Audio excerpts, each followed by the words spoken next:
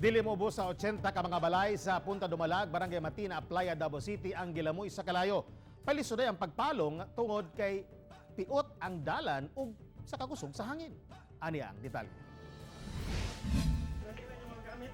Pinaspasay ang pagsalbar sa mga residente sa ilang kabtangan Juan miulbo ang dakong sunog sa Punta Dumalag kaganyang buntag.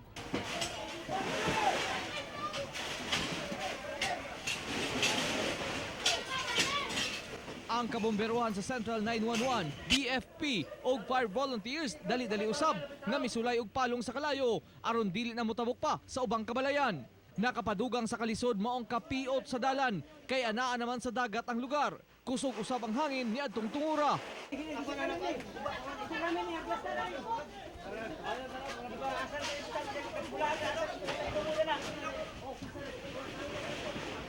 Human sa sobra 2 ka oras nga kinumbati sa kabomberuhan, didto na nakita ang kadaghang balay nga naabo.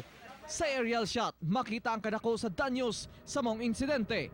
Sa inisyal nga ihap, 80 nga do sa kagatos ka balay ang gilamoy sa kalayo. Pangatod na kung anak sir. Tuwagi na bilin dire. Wala. Timing na wala jud mitanan. Puro wagi na bilin gamit. Wala. Tapos lawas ra ko.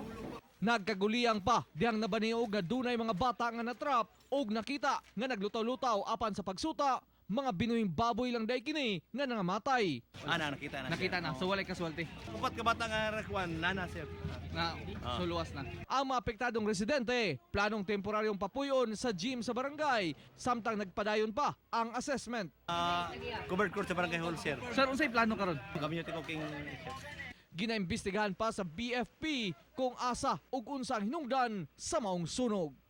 Kauban si Melchor Awing sa kamera, ako si Real Soroche para sa One Mindanao.